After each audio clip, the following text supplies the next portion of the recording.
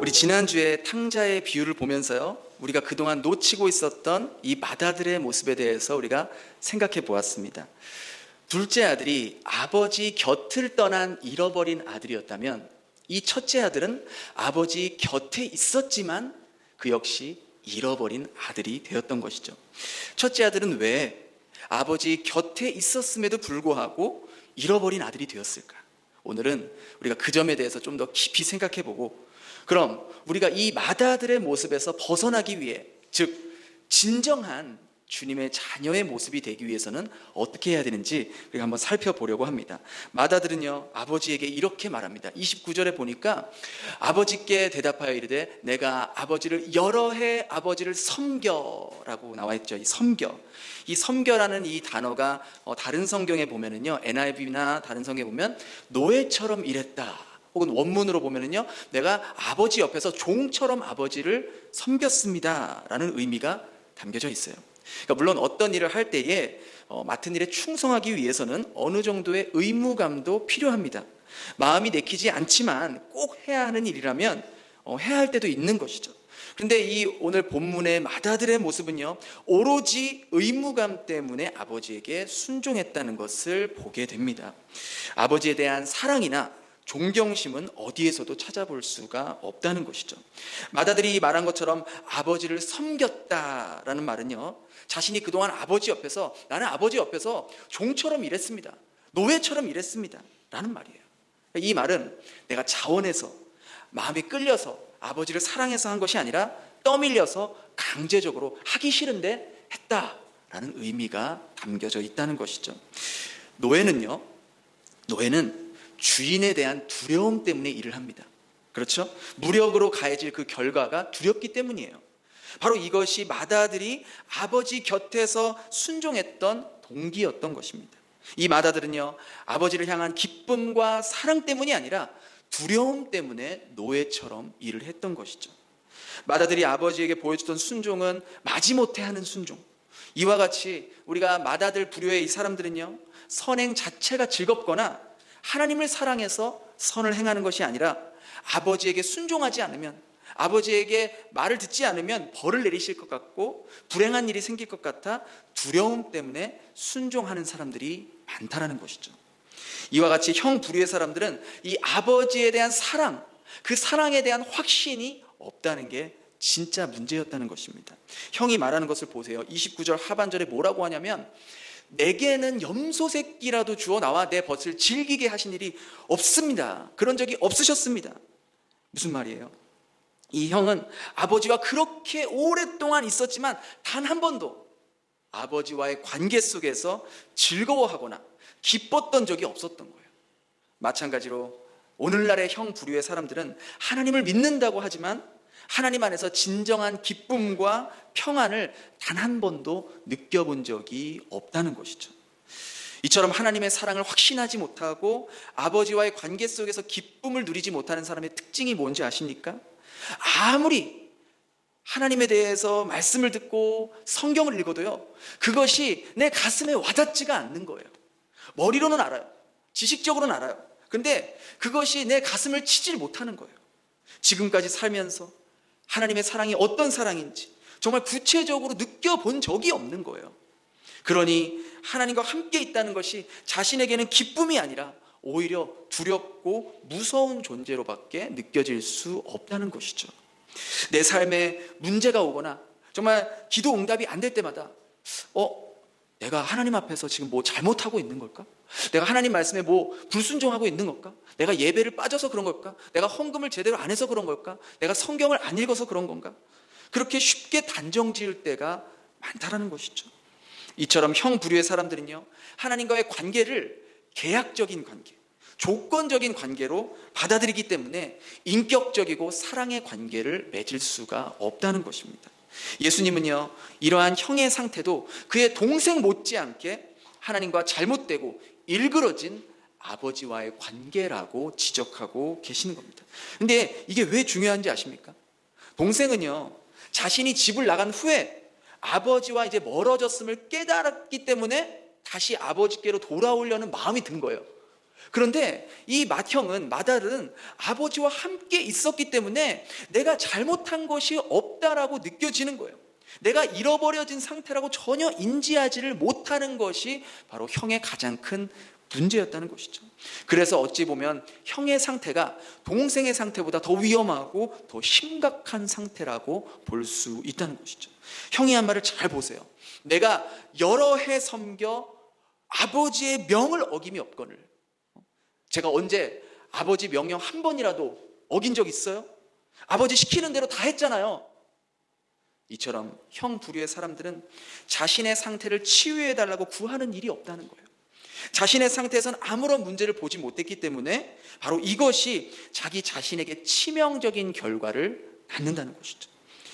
생각해 보십시오. 자기에게 병이 있다고 자각하는 사람이 의사를 찾아가는 거예요. 아프다고 느끼는 사람이 약국을 가고 의사를 찾아가는 거예요. 병이 있는 것을 모르고 계속 살다가는 어떻게 됩니까? 결국 그 병 때문에 죽게 되는 거예요. 근데 이 형은 자기 자신에게는 아무런 문제가 없다고 생각하는 거예요. 그게 진짜 문제예요. 나는 내 아버지 옆에서 한 번도 아버지의 명령을 어긴 적이 없습니다. 잘하고 있다고 생각하는 것이죠. 그런데 안타깝게도요, 우리 교회 안에도 이런 형 부류의 사람들이 대다수를 차지하고 있다는 거예요. 하나님과의 깊은 그 관계 속에서 얻을 수 있는 기쁨과 즐거움이 아니라 마치 종교의 무거운 짐을 지고 살아가는 사람들처럼, 하나님의 말씀은 언제나 나에게 지키기 힘든 종교의 짐이고, 그것을 지키지 않으면 하나님께 벌을 받는 것 같고, 내 삶이 내가 원하는 대로 풀리지 않을 것 같고, 두려움으로 인해 어쩔 수 없이 무거운 종교의 짐을 지어가는 현대판 마다들이 이 교회에도 많이 있다는 것이죠. 또 나는 하나님의 명령을 지키는데 지키지 않는 저 다른 사람을 보면서 정죄하고 싶고 지적하고 싶은 교만한 마음이 드는 거예요. 그러니 하나님을 믿는다고 하지만 정말 내 안에서 누릴 수 있는 기쁨과 평강은 어디에서도 찾아볼 수가 없다는 것이죠. 이 시점에서 우리의 모습을 한번 돌아보았으면 좋겠어요. 나는 정말로 하나님 아버지를 너무나 사랑해서, 그 은혜가 너무나 감사해서, 그 기쁨의 마음을 주체할 수 없어서 그 은혜에 반응하는 마음으로 예배를 참석한 적이 있었는가? 찬양을 들으면서 내 가슴이 뜨거워지고 하나님께서 정말로 나를 사랑하고 계시는 거라는 느꼈을 때가 여러분 언제였나요? 우리가 드리는 기도는 어떤가요? 기도는 주님과의 대화라고 하는데, 우리는 주님과의 그 깊은 관계 속에서, 사랑의 관계 속에서 정말 주님께서 우리들에게 행하신 일들을 감격하고 감사하고 그 은혜를 고백하는 그런 기쁨의 대화를 나누고 계신가요? 아니면 형식적으로, 그저 습관적으로 내가 필요할 때만 하나님께 나와서 도와달라고 그렇게 기도하고 있지는 않은가요? 우리가 드리는 헌금은 어떤가요? 우리는 정말 언제 한 번이라도 헌금을 준비하면서 마음이 설레이고 하나님께서 내게 주신 은혜와 사랑에 감격해서 정말 하나님, 이 물질 정말 제 마음입니다, 꼭 받아주세요 라는 그런 순수한 마음으로 하나님 앞에 물질을 준비해서 내어드린 적이 있었는가요? 나는 정말로 하나님을 믿고 교회에 나오면서 진정한 하나님의 사랑을 단 한 번이라도 깊이 느껴본 적이 있었는가? 이건요, 우리 부모와 자녀와의 관계가 똑같아요. 여러분 다 자녀들 키우시잖아요. 또 우리의 부모님들도 계시잖아요. 우리는 어떻게 보면 동시에 부모가 될 수도 있고 또 자녀가 될 수 있는 그러한 입장이잖아요. 그런데 정말 내 아이가 정말로 나를 부모로서 나를 존중해주고 나를 사랑해주고 나를 사랑의 관계로 대하고 있는지, 아니면 그저 부모가 가지고 있는 재물이나 그 재산에만 마음이 있어서 필요할 때만 연락하는 그런 계산적이고 그러한 계약적인 관계로 부모와 자녀와의 관계를 이루고 있는지. 자식은요, 부모가 모를 거라 생각하지만요, 부모는 다 알아요. 그렇잖아요. 우리가 부모가 돼 보니까 엄마 아빠에게 뻥쳤던 거, 거짓말했던 거 다 알아요. 다 보여요. 엄마 나 교재비, 다 교재비 이미 벌써 다 PC방 다 썼어. 근데 또 달라고 하고, 근데도 알면서도 주고 다 알아요. 왜? 내가 해봤던 거니까. 다 안다고요. 근데 정말로 이 자식들은 그걸 모르고 부모가 모르는 줄 알고 속고 있다고 생각하는 줄 알고 그럴 때가 많지 않습니까? 내가 정말 엄마 아빠를 사랑해서 엄마 아빠와 함께 있는 것이 기뻐서 그렇게 하는 것인지, 아니면 나에게 뭔가를 얻어내려고 저렇게 하는 것인지 부모는 다 보인다고요. 근데 우리와 하나님과의 관계도 똑같아요. 정말 하나님과 우리와의 관계가 사랑의 관계로 맺어져 있는지, 아니면 내가 필요할 때만 계약적인 관계, 계산적인 관계로 맺어지고 있는지 누구보다 하나님께서 우리의 마음과 중심을 잘 알고 계신다는 거예요. 그럼 어떻게 해야 이러한 우리가 주님과의 관계가 두려움의 관계가 아닌, 계약적인 관계가 아닌 기쁨과 인격적인 사랑의 관계로 변화될 수 있을까? 먼저 우리에게 필요한 것은요, 진정한 회개인데, 그 진정한 회개란 의의 뿌리까지 회개를 해야 한다는 거예요. 우리가 흔히 회개라고 하면 내가 잘못한 것에 대해서 반성하고 고백하고 뉘우치는 것으로 우리가 생각하잖아요. 그죠? 그런데 회개를 잘못한 것을 반성하고 뉘우치는 것에만 끝나면은요, 오늘 본문에 나온 마다들의 입장에서는요, 회개할 게 없어요. 왜 그런지 아세요? 마다들이 한 말을 잘 들어보세요. 29절에 아까 보니까 이 마다들이 내가 아버지의 명을 어긴 것이 없다 그랬어요. 그리고 아버지도 거기에 대해서 부인하지 않았어요. 하나님의 말씀에 다 순종했어요. 아버지의 말에 다 따랐어요. 그럼 도대체 이 마다들의 경우에는 뭘 회개를 해야 될까요? 도덕적으로도 흠이 없고 아버지의 말씀을 어긴 적이 없는 이 사람은 무엇을 회개해야 하냐는 것이죠. 우리가 이것을 알아야 마다들의 모습에서 벗어날 수가 있다는 거예요. 그것은 바로 의의 뿌리까지 회개를 해야 한다는 거예요. 의의 뿌리까지 회개하는 것이 무슨 말이냐? 마다들이 회개해야 할 모습은요, 잘못된 모습들을 뉘우치고 돌이키는 것이 아니라 바로 그가 행했던 선한 행실에 대해 뉘우치라는 거예요. 이 말을 듣는 여러분들은 여러분의 귀를 의심하실 거예요. 목사님 잘못 말씀하신 거 아니야? 선한 행실에 대해 회개하라고? 네, 그렇습니다.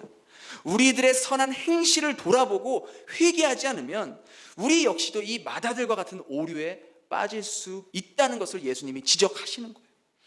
아버지가 준비한 잔치에요, 마다들이 들어가지 못한 이유는 그의 잘못된 행실 때문이 아니라 그의 선한 행실에 대한 교만 때문에, 그 마다들의 진짜 문제는 자기 스스로가 의롭다라고 생각했던 그 교만 때문에 아버지가 준비한 잔치에 들어가지를 못했다는 것입니다. 물론 우리가 하나님을 만나기 위해서는 우리의 죄를 회개해야죠. 하지만 우리의 회개가 거기에서 그친다면 오늘 본문에 나온 형의 모습과 우리의 모습이 별반 다를 게 없다라는 거예요. 진정한 아버지의 자녀가 되기 위해서, 즉 잘한 일들, 이 선행에 대한 동기까지 회개해야 한다는 것이죠. 하나님, 이번 일만 잘 성사되면 제가 앞으로 예배 빠지지 않고 하나님 더 잘 믿겠습니다. 하나님, 제 아이 이번에 잘 되게 해주시면 제가 교회에서 더 봉사하고 열심히 하겠습니다. 이와 같은 모습은요, 아버지를 진정으로 사랑해서 아버지와의 깊은 관계 속에서 나타나는 모습이 아니라 자신의 순종과 선행을 통해 자기가 가지고 싶은 것을 맞바꾸는 조건적이고 계약적인 모습이라는 것이죠. 잘 들으세요. 진정한 하나님의 자녀가 되기 위해서는, 마다들의 모습에서 벗어나기 위해서는 내가 그동안 잘했던 것들, 선행들에 대한 동기까지 돌아보고 회개해야 된다. 왜 그 일을 했냐는 거예요. 왜? 이것이 바로 의의 뿌리까지 회개해야 된다는 의미라는 것이죠. 우리는 선행의 동기가 순수하게 하나님을 정말 사랑해서 하나님의 그 은혜가 너무나 감사해서 그렇게 그 은혜에 반응하는 모습으로 선행을 했기보다 내가 이렇게 하면 하나님 나에게 이렇게 해주시겠지, 그런 나의 요구와 나의 원하는 것들과 나의 시간과 순종을 맞바꾸는 그러한 모습이 더 많았다는 것이죠. 이처럼 우리는 잘못한 부분만 회개하는 것이 아니라 우리가 그동안 해왔던 이 선행에 대한 불순한 동기까지, 그 선행의 동기 뿌리까지 회개하고 돌아서야 한다는 것입니다. 이처럼 우리가 의의 뿌리까지 회개를 했다면 그 다음에 필요한 것이 바로 아버지의 진정한 사랑을 맛봐야 한다는 것이죠. 하나님을 아는 것은요, 이론적이고 지식적인 것뿐만 아니라 주관적이고 굉장히 체험적인 것입니다. 이것을 다른 말로 하면은요, 아버지를 아는 것에 그치지 말고 그 사랑을 맛봐야 하는 거예요. 조나단 에드워즈 목사님은요, 이렇게 이야기했어요. 우리 한번 같이 한번 읽어볼까요? 시작. 하나님의 은혜를 아는 것과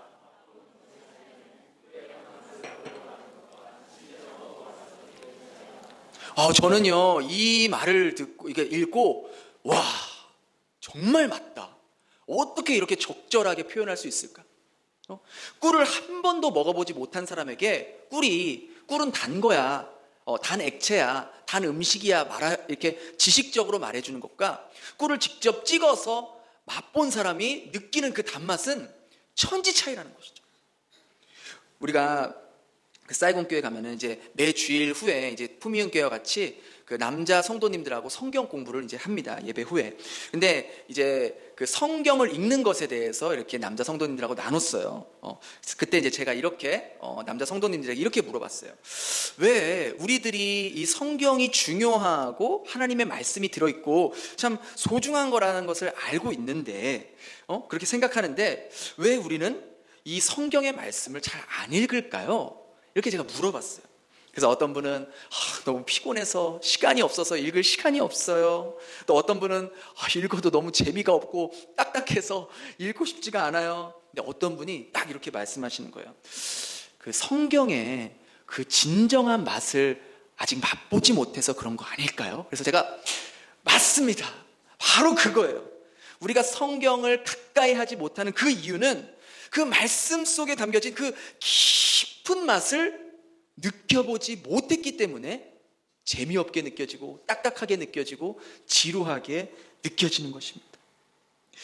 그 말씀 속에 담겨진 그 하나님의 그 진짜 사랑, 그 맛을 보지 못했기 때문에 어렵게 느껴지고 재미없게 느껴지고 나와는 상관없이 느껴지게 된다는 것이죠. 여러분 한번 여러분의 상상력을 총동원해서 지금 한번 생각해 보세요. 여러분이 지금까지 살면서 먹어본 그 최고급 소고기집을 한번 확 떠올려 보세요. 한국에 거기. 내가 그 미국에서 그 스테이크 잊을 수가 없어. 내가 진짜 코로나만 끝나면 거기 가서 그 육즙을 있으시죠? 있잖아요. 벌써부터 막 배가 고파지시나요? 그 입속에 들어갔을 때의 그 소고기 한 점 그렇게 베어지는 그 식감 막 생각만 해도 막 땡기지 않나요? 그죠? 내가 먹어본 소고기 중에서 가장 최고의 맛이었어. 그런 곳이 아마 있을 거예요. 있을 거예요. 근데 그곳을 아직 안 가본 다른 사람에게 야 거기 진짜 맛있어. 그냥 녹아. 그냥 입에 대면 그냥 녹아. 막 아무리 설명을 해줘도요. 그거를 그냥 귀로 듣는 그 사람은 그 소고기 맛이 얼마나 맛있는지 그렇게 한 입 베어 먹었을 때 그 육즙이 쫙 하고 나오는 그거를 느낄 수가 없는 거예요. 느낄 수가. 자신이 직접 먹어보기 전까지는요. 근데 하나님의 사랑이 바로 이와 같은 거예요. 그분의 사랑을 머리로 아는 것과 그분의 사랑을 내 마음과 피부로 느끼는 것은 천지 차이라는 거예요. 저는 이 말씀을 준비하면서 왜 우리들이 이처럼 변화되는 것이 힘든 걸까요? 오랫동안 믿음 생활 해왔고 교회도 오래 다녔고 설교도 수도 없이 들었고 성경 공부도 하고 봉사도 하는데 우리는 왜 이렇게 변화되지 않고 제자의 모습으로 살아가지 못하는 걸까요? 고민하고 생각해 보니까 그것은 다름 아닌 우리가 바로 이 하나님에 대한 사랑을 진정으로 맛보지 못했기 때문에 우리가 변화되지 못한다는 것을 느끼게 되었어요. 우리는 하나님을 믿어요. 공부도 해요. 성경 공부도 하고 말씀도 배워요. 근데 정작 하나님의 그 사랑의 깊은 맛을 직접 먹어보지 못했기 때문에 듣기는 수도 없이 들어도 정작 그 사랑의 깊이를 내 피부로, 내 뼈로, 내 살로, 내 영어로 느껴보지 못했기 때문에 그런 겁니다. 백문이 불여일견이라는 말도 있잖아요. 그죠? 100번, 1000번 하나님의 사랑에 대해 들어도 내가 그 사랑을 직접 경험하지 못하면 그것은 내게 아니에요. 나를 위한 사랑으로 느껴지지가 않아요. 십자가의 사랑 수도 없이 들었어요. 수천 번도 들었어요. 그런데 그 십자가가 나를 위해 지어졌다라는 사랑으로 받아들여지지가 않는 거예요. 그러니까 변화될 수가 없는 거죠. 그렇기 때문에 우리가 여전히 마다들과 같은 모습으로 살고 있는 거예요. 아버지 옆에는 있어요. 예배는 참석해요. 믿는다고 해요. 그러나 정말 진정으로 사랑의 관계, 인격적인 관계, 아버지와의 깊은 관계를 맺으려는 시도는 하지 않는 것이죠. 그런 아버지의 사랑을 경험하지 못하고 그 사랑의 깊이를 느끼지 못하니까 아무리 오랫동안 교회를 나오고 예배를 드려도 우리의 모습이 변화되지가 않는 거예요. 변화되는 것 같지만 우리의 저 깊은 심령까지 그 사랑이 터치하지 못하니까 조금 변화됐다가도 어때요? 다시 옛날 모습으로 돌아가잖아요. 그런데 진정한 변화는요, 진정한 변화는 단순히 우리의 결단력과 의지력으로 변화되는 것이 아니라는 거예요. 우리가 뭐 변화되고 싶습니다, 하나님 변화시켜 주시옵소서, 얼마나 기도 많이 합니까? 그런데 어때요? 변화돼요. 그 다음날 저녁에 남편이 조금만 속 긁었고 와이프가 조금만 자존심 건들면 어떻게 돼요? 그냥 바로 옛날 모드로 들어가는 거예요. 그게 우리예요. 그럼 어떻게 해야 되냐? 그래서 그것은 바로 복음을 더 깊이 이해하고 내 마음속에 복음이 속속히 배어들게 할 때 비로소 변화가 시작된다는 거예요. 마치 우리가 매일 밥을 먹잖아요. 밥을 먹어야 그 밥이, 그 쌀이 우리의 몸속으로 들어와서 탄수화물 에너지로 변화되어서 우리가 정상적인 활동을 할 수 있도록 만들어 주듯이 우리가 매일매일 하나님의 복음을 먹고 섭취해야 그 복음이 우리의 내면의 영적 에너지로 분해되어서 우리의 마음에, 우리의 심령에, 우리의 몸의 곳곳에 복음이 배어들게 되고 그 사랑에 반응하면서 살아갈 수가 있게 된다는 것이죠. 그러하기에 지금보다 더 말씀을 읽을 때 깊이 묵상하고 그 말씀이 나의 삶에 어떤 영향력을 주고 있는지를 생각해 보시라는 거예요. 그냥 읽지 마시고 이 말씀이 나의 삶과 무슨 관계가 있는지 생각해 보시고 그 사랑이 어떤 사랑인지, 하나님의 그 십자가가 어떤 십자가인지 생각해 봐야 한다는 거예요. 우리가 복음 안에서 변화될 수 있는 유일한 방법은 더 열심히 봉사하거나 더 순종하거나 더 예배를 많이 참석하는 것에 우리의 변화가 일어나지 않습니다. 독일의 신학자 본헤퍼 목사님은 이렇게 고백했어요.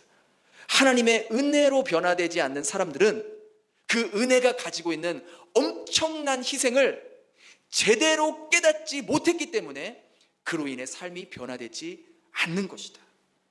이것을 바꿔 말하면요, 그분의 엄청난 사랑과 은혜가 깨닫는 사람은 누구나 할 거 없이 그 놀라운 하나님의 사랑에 인하여 다른 사람과 하나님을 섬기는 삶으로 변화된다라는 거예요.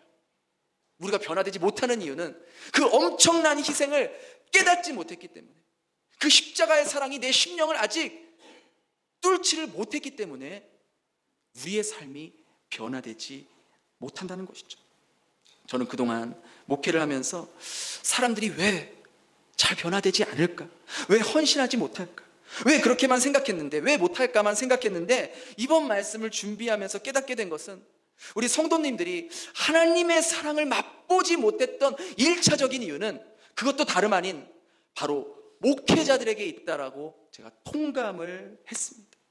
우리 목회자들이 그 하나님의 그 희생적인, 헌신적인 그 사랑, 그 놀라운 은혜, 그 십자가에 형용할 수 없는 그 사랑을 어떤 사랑인지, 어떤 은혜인지 그 깊은 사랑의 맛을 맛보지 못하게 해줬기 때문에 우리 성도님들이 그 하나님의 사랑을, 그 십자가의 사랑을, 그 깊은 은혜를 맛볼 수 없었더구나 라고 생각했던 것이죠.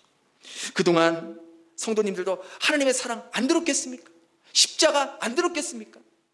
그러나 그 사랑을 들어도 식상하게 느껴지고, 아, 십자가 사랑 또 그 얘기하네, 이렇게 반응이 나온 것이 아닌가. 만약 우리 목회자들이 정말 그 하나님의 깊은 은혜와 사랑과 희생을 잘 나타낼 수 있었다면, 성도님들이 쉽게 이해하고 정말 그 복음을 마음과 가슴으로 받아들일 수 있도록 맛보게 해줬다면 분명 우리 성도님들의 마음에도 변화가 일어나고 그들도 하나님의 그 깊은 사랑을 체험하게 되고 그 사랑과 은혜에 압도되어 자발적으로 그들의 삶을 하나님께 헌신할 수 있었을 텐데 라는 생각을 하게 되었던 것이죠. 자기가 가장 귀하게 여겼던 그 향유 옥합을 깼던 마리아에게 있어서 향유 옥합은요, 자기 인생과도 같은 거예요. 자기의 전 재산이었어요. 그런 그녀가 그 향유 옥합을 언제 예수님 발 앞에 깨트릴 수 있었습니까? 바로 예수님의 발 아래에서 주님의 말씀을 듣고 그 말씀이 자신의 삶의 가치를 변화시켰을 때 그녀는 비로소 자신의 생명과도 같은 향유 옥합을 예수님 앞에 깨트릴 수 있었던 것이죠. 바울이 어떻게 그처럼 자신의 일생을 다해서 복음을 위해서 주님만을 위해 살 수 있었습니까? 바로 주님의 말씀을 깊이 깨닫고 하늘에서 누릴 수 있는 모든 권세와 그 능력을 다 버리시고 당신이 만드신 인간들에게 죽임을 당하기 위해 내려오셨던 그 십자가의 사랑을 그가 깨달았을 때, 그가 그 가슴 깊은 곳에서 그 십자가의 사랑이 울려났을 때 그는 비로소 자신의 삶을 아낌없이 기꺼이 기쁘게 주님 앞에 헌신할 수 있었던 것이었죠. 제가 얼마 전에 우리 쌀공 주일학교 교사 모임을 가졌는데 이와 같은 말을 했어요. 여러분, 주일학교에서 가장 중요한 게 무엇이라고 생각하세요? 주일학교의 교실 환경, 주일학교 교육 시스템, 아이들을 사랑하는 마음, 물론 그것도 너무나 중요합니다. 그런데 그것보다 더 중요하고 더 우선시돼야 할 것은 우리 선생님들이 주님을 더 깊이 깨닫는 것, 주님과 더 깊은 사랑의 관계를 맺는 것, 선생님들이 주님의 은혜와 주님의 사랑을 더 깊이 깨닫고 그 사랑에 압도될 때 비로소 아이들을 어떤 마음으로 품어야 할지 깨닫게 해주신다는 거예요. 함께 섬기는 선생님들을 어떻게 대해야 할지 가르쳐 주신다는 거예요.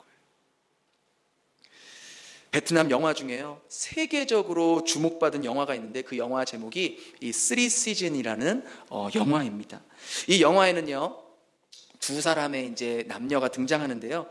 이 영화에는 자전거 인력거, 우리가 시클로라고 하지 않습니까? 시클로. 이 시클로를 끌면서 하루하루 살아가는 하이라는 남자와 매일 자신의 몸을 팔면서 생계를 이어가는 매춘부 린이라는 사람이 등장합니다. 이 두 사람에게는요, 간절한 소원이 하나씩 있었어요. 하이는 이 린을 사랑했어요. 그래서 그 린과 함께 살고 싶었지만 하이는 너무나 가난해서 그녀를 호텔로 데려갈 돈조차 없는 가난한 남자였어요. 그런가 하면 이 린은요, 단 하루라도 마음을 편하게 쉼을 가지면서 하루를 보내는 것이 자신의 소원이었어요. 매일 밤 몸을 팔러 가는 그 호텔은 자기가 늘 몸을 파는 곳이지 정작 한 번도 편하게 쉼을 쉬어본 적이 없었던 그녀의 삶이었기 때문입니다. 그러던 중 이 하이는요, 우연히 이 인력거 대회에 참가하게 됩니다. 그리고 거기에서 우승을 하게 돼요. 그래서 우승 상금을 받게 됩니다. 그래서 그 상금으로 이 린을 만나고 호텔을 데려가고 그 숙박비와 화대를 치른 후에 그는 이 린이 잠드는 모습만 바라보게 됩니다. 돈의 힘으로 그녀의 육체를 취한 것이 아니라 그녀의 소원이었던 평범한 하루를 보낼 수 있도록 자리를 마련해 준 것이죠. 처음에 린은요, 이 하이의 이런 행동을 보면서 자기의 발목을 잡으려고 하는 거라고 생각하고 이런 하이의 이 선심에 심한 거부 반응을 보이게 됩니다. 그러나 그가 돈으로 자신을 농락하거나 발목을 잡으려 하는 것이 아니라 진정으로 자신을 도와주고 사랑한다는 것을 진심으로 느끼게 되자 그녀도 조금씩 마음을 열기 시작합니다. 그리고 결국 하이의 그 희생적인, 그 헌신적인 사랑과 인내와 그러한 모습으로 인해서 이 린의 매춘의 삶에서 벗어나게 해주고 둘은 진정한 사랑을 맺게 되어진 것이죠. 이 하이의 희생적인 사랑과 진정한 마음, 그 헌신하는 마음이 린의 마음을 변화시켰듯이 만일 우리가 하나님 아버지의 그 사랑을 깊이 깨닫고 맛보게 된다면 우리는 더 이상 동생이 갔던 그 죄의 방탕한 길로 혹은 형이 갔었던 그 교만의 길로 치우치지 않고 진정한 자녀의 모습으로 살아가게 될 것입니다. 우리는 그동안 나도 모르게 너무나 오랜 세월 동안 아버지 옆에 살고 있었지만 아버지를 진정으로 사랑하지 못하고 아버지와의 진정한 깊은 관계를 맺어보지 못하고 마다들과 같은 모습으로 오랫동안 아버지 곁에 있으시지는 않으셨습니까? 아버지의 진정한 사랑의 맛을 경험하지 못한다면 우리의 삶은 진정한 변화가 이루어질 수가 없어요. 그러하기에 주님의 그 사랑의 맛을 반드시 맛보시길 바랍니다. 우리가 진짜 천연 재료의 그 깊은 맛을 맛보게 되면요, 인공 조미료의 맛은요 입에도 안 되잖아요. 그죠? 그것처럼 우리가 복음의 맛을 알게 되면, 진짜 하나님의 그 사랑을 맛을 알게 되면 세상이 주는 기쁨, 세상이 주는 그러한 어떤 잠시적인 쾌락, 그런 거는요 관심도 안 두게 돼요. 왜? 복음이 가장, 하나님의 사랑이 가장 맛있으니까, 그것이 가장 내 삶에 소중하게 느껴지기 때문에 다른 그 어떤 것은 부차적인 것으로 여겨지게 된다는 것이죠. 우리의 복음이 그래야 돼요. 하나님의 사랑이 그래야 된다는 거예요.